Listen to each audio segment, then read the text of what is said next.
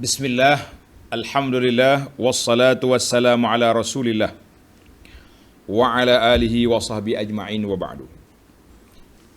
Sesi tanya jawab pagi Sabtu 23/10/2021 16 Rabiul Awal 1443, siri yang ke-41. 41 dah kita ni tuan-tuan, alhamdulillah. Soalan yang pertama, ada ustaz post di Facebook ni, sibukkan diri dengan ibadat, solat, zikir dan lain-lain pada zaman banyak fitnah, pahalanya seperti berhijrah ke Madinah. Hadis ni riwayat Muslim. Kami orang kampung ni, orang biasa ni tak faham hadis ni, minta tolong detailkan. Terima kasihlah kerana mengikuti perkembangan. Bila tak faham bertanya. Ini di antara nikmatnya kita belajar, kan?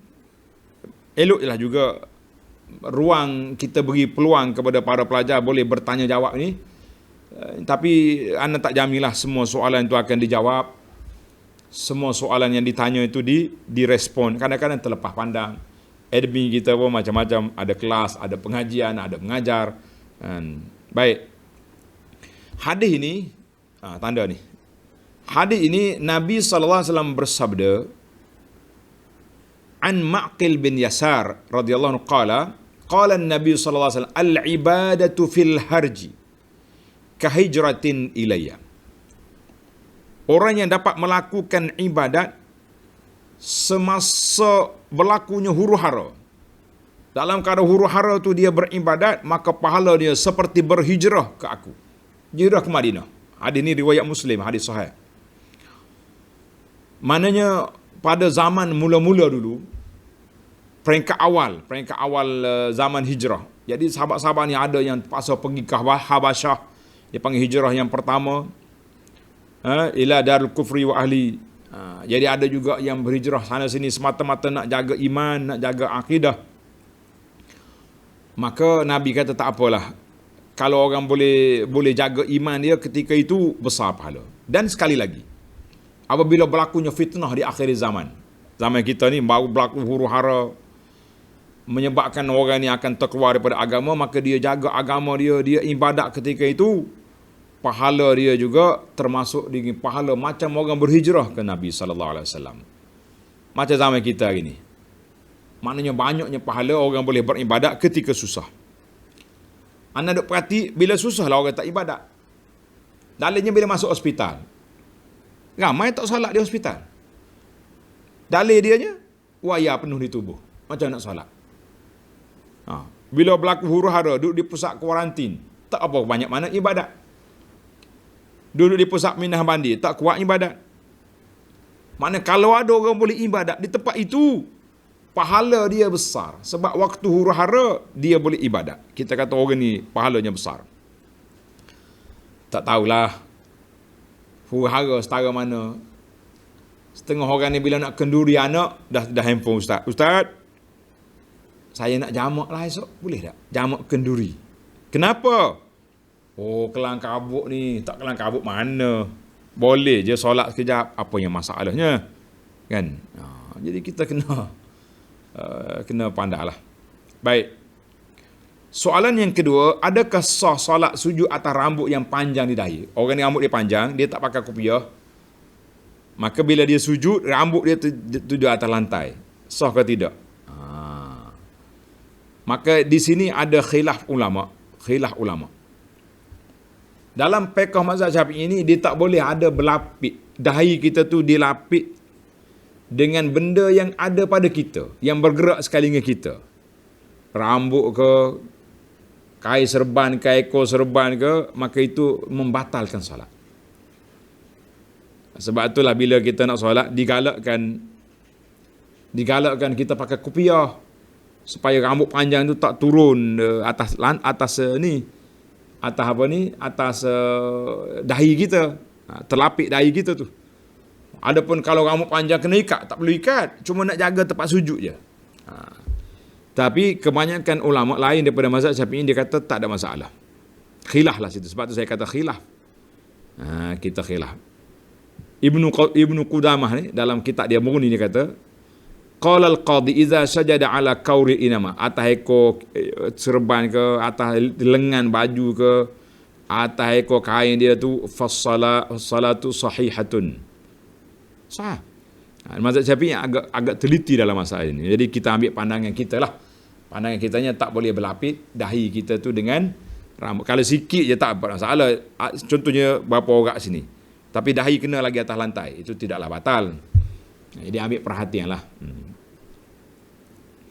Soalan yang ketiga saya nak tanya. Tanyalah. Berdosakah jika sekiranya salah guna duit zakat? Pelajar dapat duit zakat, dia pergi beli iPhone. Berdosa ke tidak?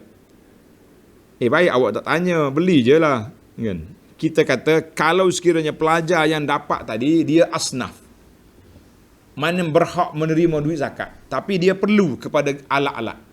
Kita perlu kepada laptop, kita perlu kepada iPad, perlu kepada komputer, perlu kepada handphone. Boleh beli, tak ada masalah. Tapi jangan sombong lah. Dapat duit zakat, duduk bangga. Saya beli iPhone berapa dah lah ni? 11 dah? 12 dah? Tak boleh nak ingat dah. Laju sangat dia orang ni keluar nombor. Jadi jangan sampai 5-6 ribu. Jangan. Beli yang biasa-biasa. iPhone ni yang hak murah pada juga. Jadi kita beli setakat keperluan kita. Sebab banyak lagi kita nak buat kerja lain dengan duit bantuan yang diberi tu. Jangan sombong lah. Ni ambil duit zakat, duk bangga-bangga. Oh, saya punya iPhone the latest, yang terbaru ni. Sampai habis semua duit zakat dia. Tak? Makan nasi pun tunggu orang bagi nasi bungkus. Jangan. Kita kena pandai. Kalau tak pandai mengurus duit, dia terpanggil safih. Orang ni kena kuarantin dia punya kehidupan dia tu. Tak ada masalah. Bila kita dapat duit zakat, kita beli keperluan yang kita perlu. Boleh, tidak jadi halangan itu. Wallahu a'lam. Tapi jangan boros dan jangan tunjuk kesombongan. Dengan duit zakat kita sombong lah. Soalan yang keempat, seorang isteri yang sedang menjalani iddah kematian, dia panggil ihdad. Ihdad bahasa Arab ataupun kita panggil berkabung. Berkabung. Orang yang sedang berkabung ni banyak dia punya pantang larang. Tidak boleh berhias, tidak dibenarkan keluar dari rumah kecuali atas keperluan. Dia sakit nak pergi hospital, boleh. Dia sakit, dia terpaksa kena kerja. Kerajaan yang habis dah dia punya cuti berkabung habis, maka dia kena pergi kerja. Ulama kata boleh dia kerja. Kalau dah lah mati suami, tak boleh pergi kerja pula, kena buang kerja pula, menjadi masalah.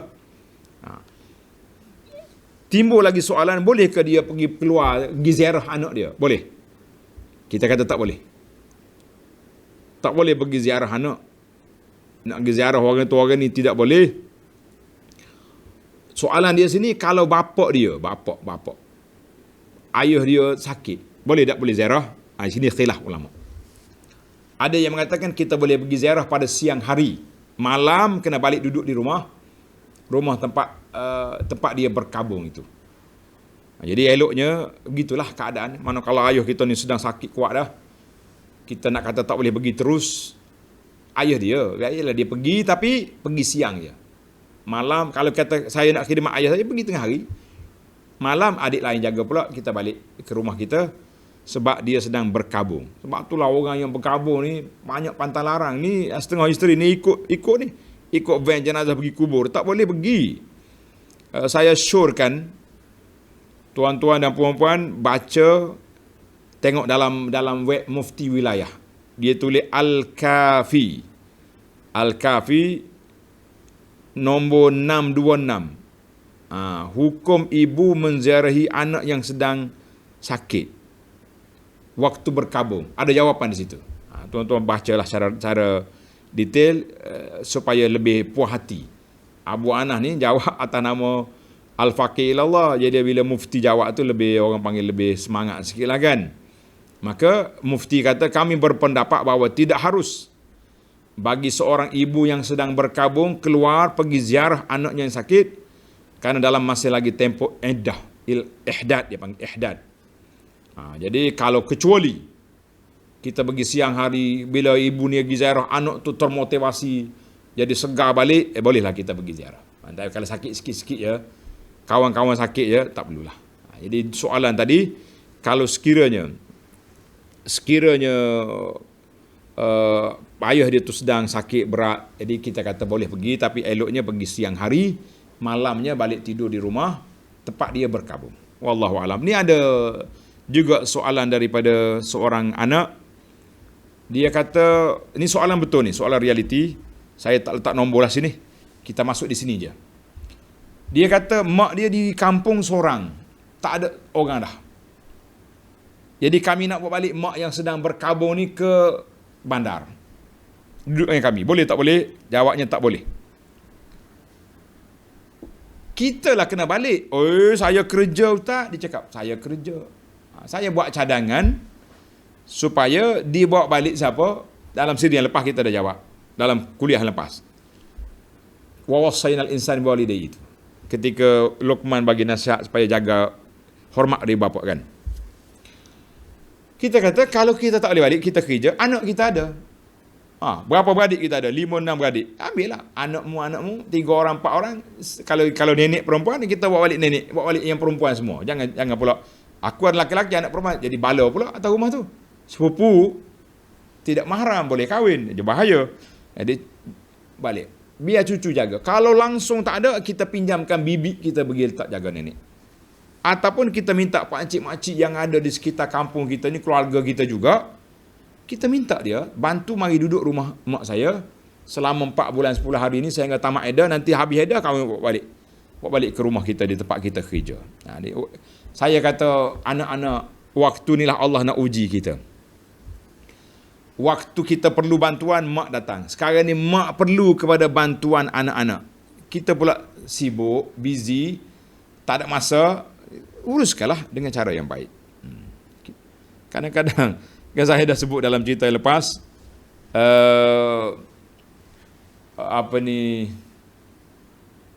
main bola rugby kan. Di antara bola golf dengan rugby. Kadang-kadang orang dengan mak bapak ni, dia buat macam bola golf. Waktu duduk rumah dia agak sempit rumah. Bila tamat tempoh sebulan rumah dia hantar mari pergi rumah adik. Campak bola golf dia macam lubang yang paling jauh pergi. Macam tak mari dah. Ada orang dia main macam bola rugby. Kalau waktu mak dapat mari rumah dia, happy. Bola rugby kan orang dapat dirakap. Bola golf kan campak pergi jauh-jauh. Na'udzubillah. Baik. Soalan yang kelima. Soalan salawat ke atas Nabi sallallahu tak perlu dalil. Ada orang kata nak selawat ni tak payah dalil. Kita selawat je. Jadi betul ke Ustaz? Kita kata na'am. Selawat tu sudah ada dalil. Mana dalil dia? Dalilnya Al-Quran. Allah Ta'ala sebut dalam Al-Quran, a'udzubillahi minasyaitanirrajim. Inna Allaha wa malaikatahu yusalluna 'alan nabi. Ya ayyuhallazina amanu sallu alaihi wa sallimu taslima. Mana tak dalilnya? Itu dalil. Allah Ta'ala suruh.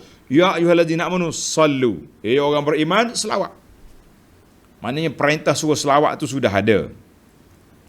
Nabi SAW juga sudah suruh kita selawat. Man sallal alayya marratan sallallahu alaihi bi'ashra. Mana galakkan selawat tu. Nabi kata perbanyakkan selawat kata aku. Siapa tak selawat, orang ni tak terlupa jalan di akhirat. Banyak hadis-hadis kelebihan selawat. Cuma dalil selawat sudah ada. Cuma boleh ke tidak? Kita nak selawat yang pelbagai. Tidak terikat dengan lafaz selawat yang ada dalam hadis Nabi SAW yang kita telah kumpul ni. Jawabnya boleh. Tapi dengan syarat. Tidak ada penetapan bilangan. Siapa dia kata selawat sekian-sekian bilangan, boleh pahala banyak ni, boleh rezeki banyak ni, kita kata itu telah menetapkan suatu perkara yang tidak ditetap oleh Nabi, tidak boleh. Mana selawat, kita nak selawat banyak mana? Ikut.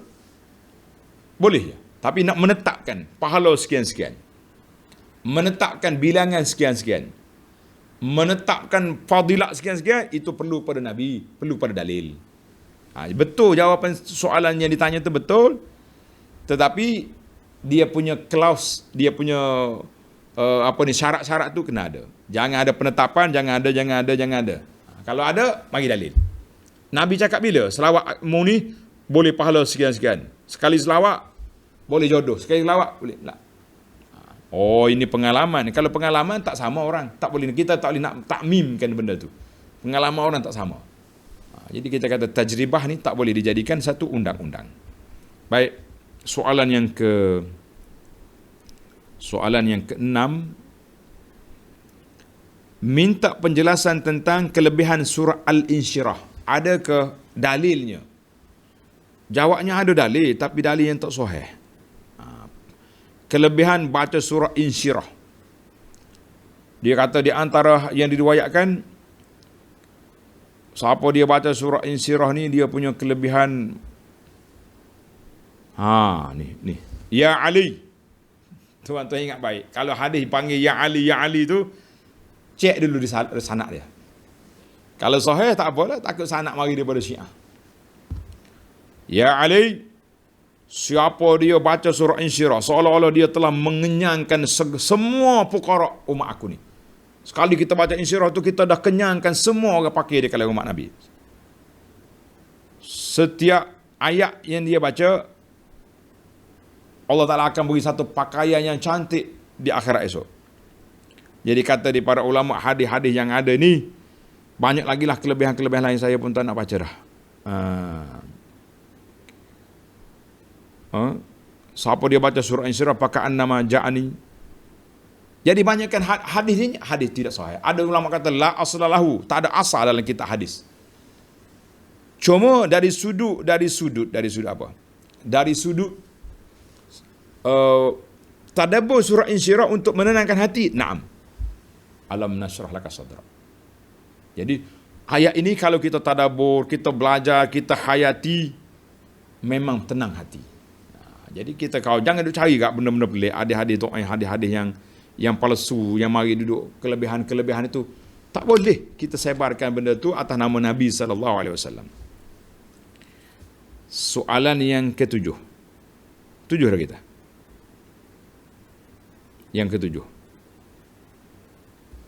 Saya nak tanya tentang qiyamul lail. Afdal di rumah. Tapi kalau kita ada di Mekah dengan Madinah macam mana? Afdal di rumah ke afdal di Masjid Haram? Jawab dia begini. Ada solat yang nak ada solat fadilat dia bertempat. Ada solat fadilat dia pelaksanaan. Ingat. Ada solat dia punya fadilat di tempat itu.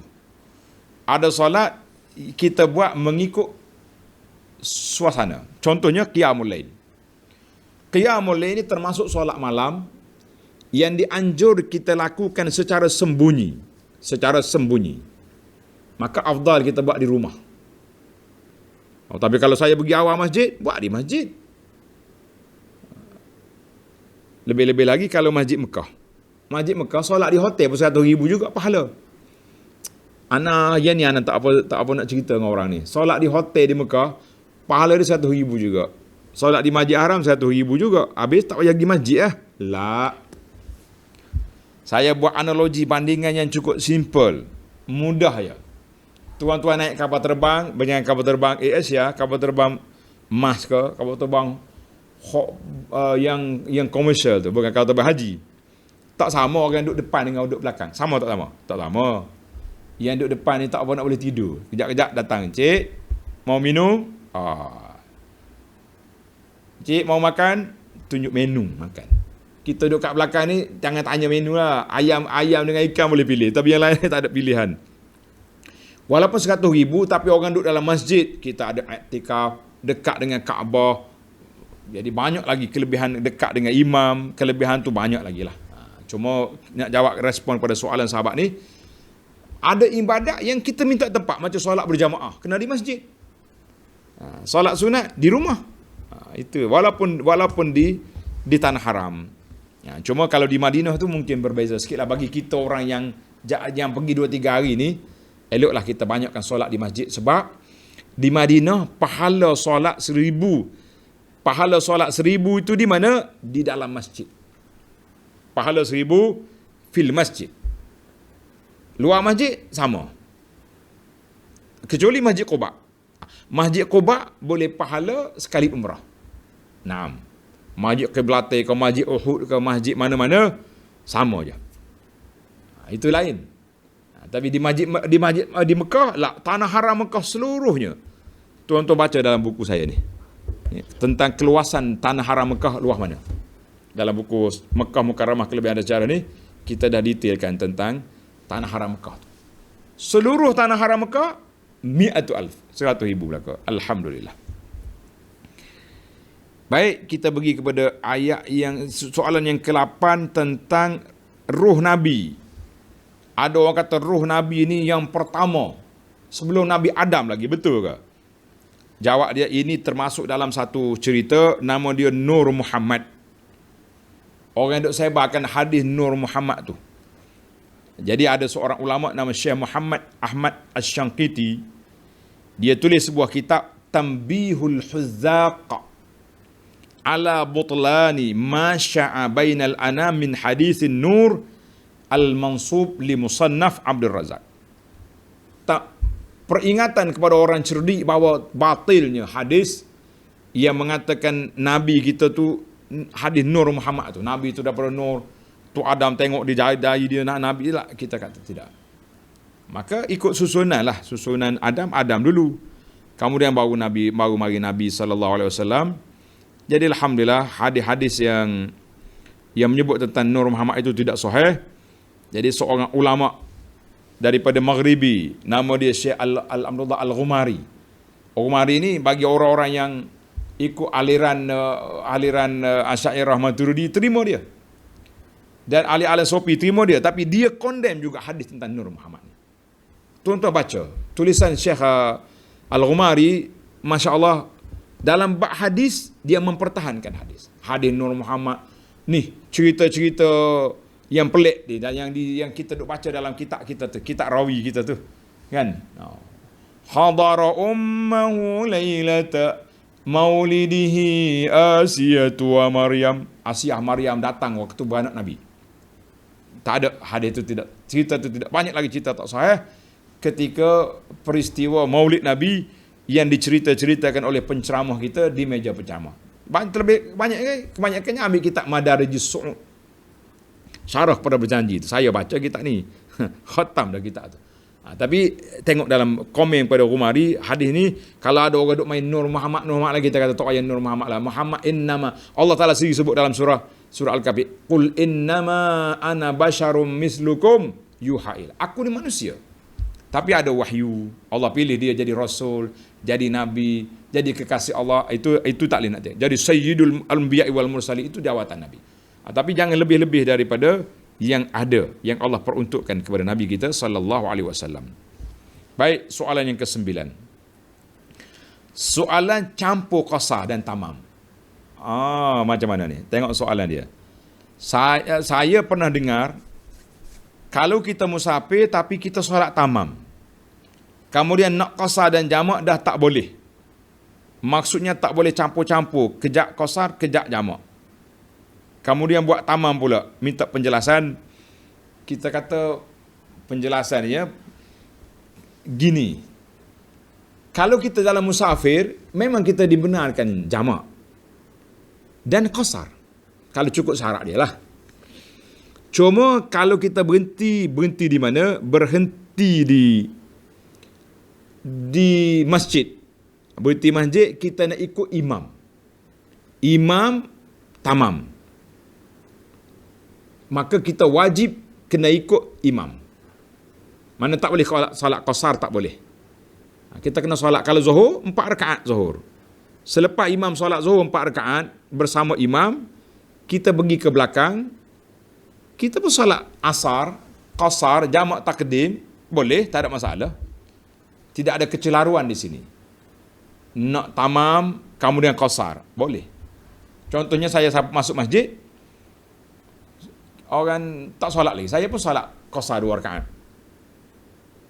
Kita kata jamak takhir, kita sampai masjid orang asar, kita pun solat qasar zuhur 2 rakaat, kemudian orang qamat asar, saya pun masuk sekali dengan imam solat asar 4 rakaat, sah. Tidak ada masalah. Tak ada ni falsafah tak boleh jamak gini, tak boleh jamak gini. Lah. Dia ada kategori lah, kategori tak boleh jamak. Baik, soalan yang ke-10, solat orang stroke dan nyanyuk.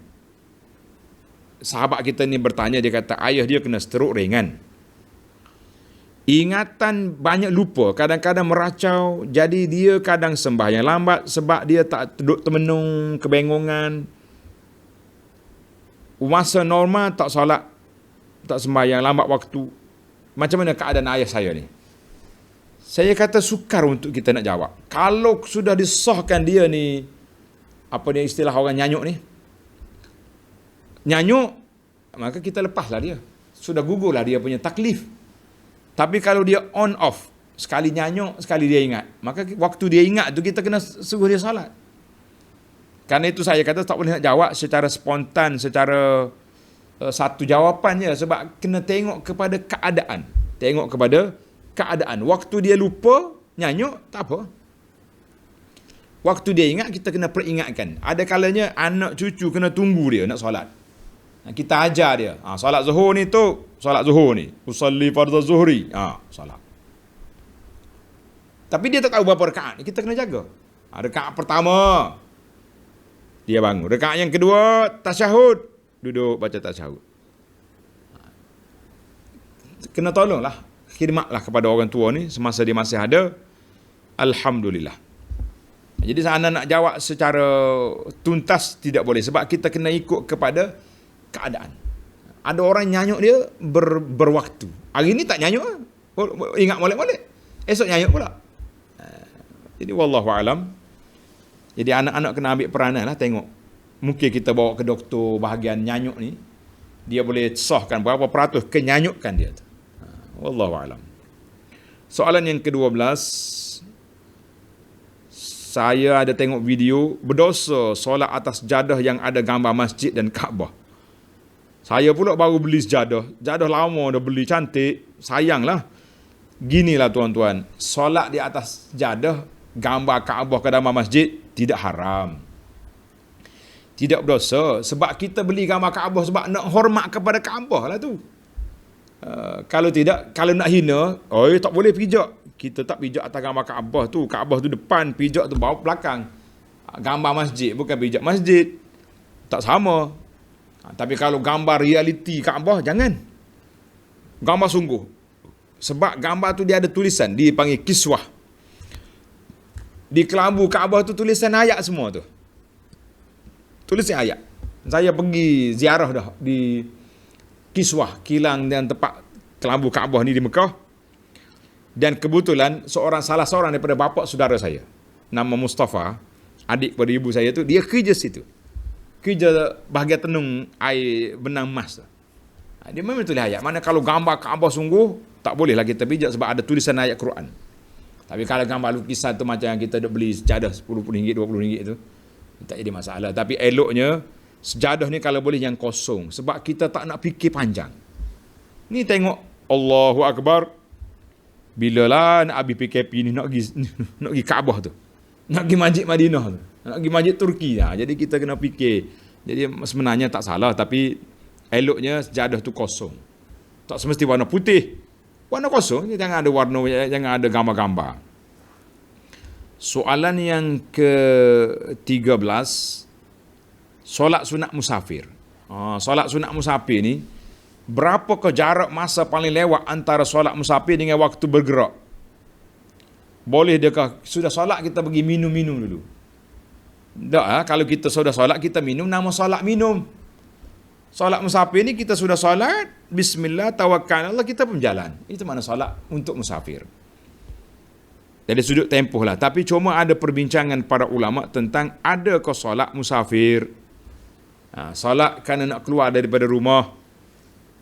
Ada riwayat yang sahih mengatakan, iza kharajta min manzilika, bila kamu nak keluar daripada rumahmu, fasalli rak'atain, kita solat 2 rakaat, yamna'anaka min makhrajis su, insya-Allah kita tak akan masuk pergi tempat yang tak baik, ataupun pergi masuk tempat keluar tempat tak baik daripada masuk keluar tak baik. Jadi eloklah kalau kita solat sunat. Belum kita nak keluar rumah, kita solat dulu. Solat duha ke 2 rakaat. kemudian kita pergi. Adapun solat sunat betul-betul tentang nama dia solat musafir itu ada khilaf ulama, ada yang mengatakan hadis yang tu lemah, dhaif dia kata. Ma khalafa abdun ala ahli afdal min rak'ataini. Tidaklah seorang itu tinggal keluarga di rumah lebih baik daripada dia solat 2 rakaat kemudian dia pergi. Tapi hadis solat sebelum keluar rumah tu tadi sahih. Maka kita mengatakan eloknya siapa-siapa nak keluar daripada rumah, kita jadikan yang terakhir kita nak turun tu kita bersolat. Solat 2 rakaat, sama ada waktu tu waktu duha, bolehlah. Tapi kalau solat lepas asar tak adalah. Maka kita solat awal lagi. Jadi tak ada limit sebenarnya waktu-waktu, cuma seeloknya. Kalau betul-betul nak solatlah sebelum kita keluar daripada rumah. Nak makan dulu. Nak makan, nak minum, silakan. Soalan yang ke-14, adakah disunatkan sujud tilawah? Apa baca surah Al-Alaq? Bila kita baca surah Al-Alaq, kan ada ayat belakang dia tu, wasjud waqtarib. Jadi kata di ulama, sujud dalam surah Al-Alaq ini termasuk daripada salah satu daripada sujud yang boleh dilakukan, tapi khilaf ulama. Ar-rajih, yang pendapat yang kuatnya kan termasuk dalam bilangan sujud tilawah. Maknanya bila kita baca wasjud waqtarib, kita boleh sujud tilawah. Kalau dalam solat macam mana? Dia tu akhir surah kan tu. Jadi kalau akhir surah ni kita sujud, kemudian kita bangun, Allah semula bangun, baru kita rokok. Wallahu alam. Jawab dah ni soalan ni dulu. Soalan yang ke-15, adakah boleh dalam kuliah semalam, malam tadi kuliah Riyadhus Salihin siri yang ke-125, kita dah bincang panjang tentang adab cara bagi salam. Cara yang terbaik kita bagi salam, Assalamualaikum. Paling ringkas. Assalamualaikum warahmatullahi 20. Assalamualaikum warahmatullahi wabarakatuh. Tambahan wabarakatuh tu ada orang tanya soalan. Ada dalam riwayat. Ada. Bahkan ada riwayat Abu Daud, kata di muhakkik sanad ni pun baik. Tambahan wa maghfiratuhu lagi. Assalamualaikum warahmatullahi wabarakatuh wa maghfiratuhu. Boleh juga. Wallahu alam. Tapi soalan sini, adakah ucapan salam sejahtera, salam perkenalan, salam perpaduan, salam satu Malaysia, salam Maulid Rasul, salam ma'al hijrah? Kita kata tak ada macam tu. Salam yang adanya Assalamualaikum, itu baru salam. Cuma yang ni sudah jadi satu trend. Bila mari hari Rabiul Awal, salam Maulid Rasul. Awal tahun, salam ma'al hijrah. Dulu salam satu Malaysia. Jadi kita kata benda tu tidak ada dalam, macam tu tidak ada dalam cara sunnah menyampaikan salam, tidak ada. Assalamualaikum ada. Bahkan pernah sahabat mari tanya Nabi sallallahu alaihi wasallam, dia kata alaikas salam. Tengok dia balik, alaikas salam. Nabi kata la. Nabi kata assalamualaikum. Alaikas salam ni salam orang mati. Mana orang jahiliah dulu bila pergi kubur, dia kata alaikas salam. Nabi tegur kepada assalamualaikum. Sebab itulah bagi saya tak akan tulis salam Maulid Rasul, salam ahli hijrah, salam tu salam ni tak ada. Yang adanya assalamualaikum. Tapi orang nak tulis tu boleh jadi ada makna lain. Maknanya selamat menyambut Maulid Rasul. Ada ke Nabi suruh sambut Maulid Rasul? Tak ada. Jadi khilaf lah masalah situ. Jadi eloknya kita nak tulis satu-satu benda ni, terutama sekali para asatizah lah, ustaz-ustaz kita ni, jangan duk tulis benda yang pelik-pelik dekat Facebook kita tu. Kan? Orang akan tiru. Bila tiru, dia keliru macam-macam. Baiklah, soalan yang terakhir. Nak dengar ke tak soalan ini? Kan nak balik minum air dah. Dalam Quran ada cerita tentang iblis, jin dan syaitan. Sudah. Ada ketiga makhluk ni sama atau berbeza? Jaga bagaimana? Adakah dia berkuasa ke atas manusia? Soalan ni panjang pula. Kita kata beza di antara jin, syaitan manusia, satu lagi malaikat. Tiga ni berbeza-beza. Malaikat daripada cahaya api. Jin mari daripada, salah terjemah. Malaikat daripada nur, daripada cahaya. Jin daripada nar, api. Manusia, Adam daripada tanah. Tiga ni, siapa dulu? Jin dulu. Cuma timbul lagi soalan, jin dengan iblis. Iblis tu mari mana? Iblis tu mari dari mana? Jawab dianya, iblis daripada jin. Dalam Quran kata, kana minal jin. Iblis mari daripada jin. Tak ada orang kata, iblis ni mari daripada Azazil, daripada malaikat. Dia kuat ibadat, akhir kali terlompak jadi iblis. Kita kata, la. Itu bercanggah dengan Al-Quran. Allah SWT sebut dalam Quran, dia kata apa? Dalam ayat suratul Kahfi ayat 50, kana minal jin fafasaqa an amri rabbih. Iblis tu jin hok jahat, orang nakal tu jadi iblis. Jadi iblis. Bila jadi iblis, maka dia mari daripada jin, bukan daripada malaikat. Kalau orang kata asalnya malaikat, kita ni sebenarnya banyak hulu dalam cerita-cerita Israeliat. Bila kuat ibadah, jadi iblis. Korun tu, nak jadi korun tu, katanya kuat sangat ibadah. Asalnya korun ni budak baik, juruh.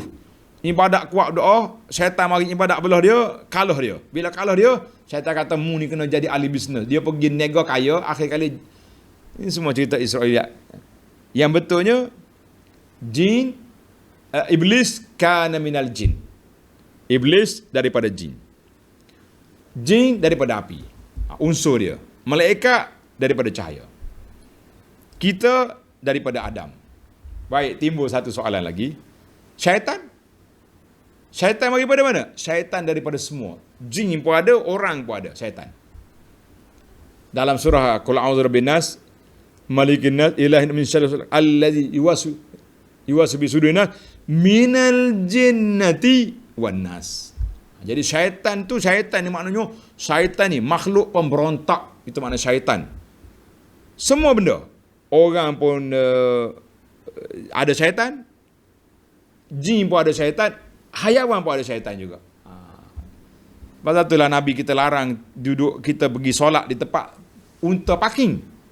Bahaya. Bila mari syaitan dia duduk atas orang itu. Mati situ. Ini wallahualam, saya nak jawab ringkasnya. Cuma satu-satu. Anda dah jawab dah. Panjang dalam tafsir surah Al-Kahfi. Tuan-tuan tengok dalam video pendek kita ada dalam surah Al-Kahfi. Kita jawab tentang cerita ni. Surah Al-A'raf ayat 11. Surah Al-A'raf ayat 11, anda dah hurah panjang tentang beza antara jin, iblis, syaitan. Dia orang ni tak boleh kuasai kita. Tapi kalau kita lemah, dia kacau lah. Itu ya sebabnya. Satu cerita. Cerita ni penutup pada soalan. Soalan hari ni 16. Penutup cerita soalan ni, orang tanya seorang syekh, nama dia Sya'bi. Dia kata, Syekh Sya'bi, jin ni ada bini ke tidak? Halil iblis ni, jin, dia ada zaujah ke tidak? Iblis. Ada riwayat kata, apa nama bini dia? Kita kata dua soalan. Sama ada soalan yang sama. Adakah dia ni ada bini ke tak ada? Ataupun apa nama bini dia? Syekh Sya'bi kata apa? Tilkal arus lam nahduru. Perkahwinan jin aku tak tengok dia. Perkahwinan iblis tu aku tak hadir. Jadi aku tak tahu dia ada bini ke tidak. Aku tak tahu dia nama apa bini dia. Wallahu a'lam. Jadi kita pun jangan duduk mengarut tanya pelik-pelik soalan. Baik. Tapi kata Sya'bi aku tahulah. Sebab iblis wa zurriyatahu. Bila ada zuriat mesti ada bini. Kata ada macam-macam lah riwayat. Tuan-tuan dan puan-puan, cukuplah cerita jin ni menarik. Kalau kita nak dengar sedikit cerita jin agak panjang, tengok dalam surah Al-An'am. Suratul Al-An'am, saya dah huraikan di sana cerita surah Al-An'am. Dan juga dalam dalam Tuhfatul Raghibin, siri yang ke-20, beza antara jin, iblis, syaitan, ada berlaku soalan situ. Alhamdulillah para pelajar sekalian, tamatlah. Sekali-sekala kita jawab dengan ceria-ceria je lah kan. Ada juga orang tanya, Jin Samsudin, kita kata tuan, orang yang sudah mati jangan dipermain-mainkan nama orang. Nak main dengan jin tak nampak main, tapi nak main nama-nama orang, jangan gurau. Majlis-majlis ilmu, jangan tanya soalan provokasi, soalan yang menampakkan kita tidak berakhlak. Wallahu alam. InsyaAllah kita sambung dalam siri yang akan datang. Subhanakallahumma bihamdika, asyhadu an la ilaha illa anta astaghfiruka wa atubu ilaik. Wa sallallahu ala nabiyyina Muhammad wa ala alihi wa sahbihi ajma'in. Walhamdulillahi rabbil alamin. Wassalamualaikum warahmatullahi wabarakatuh.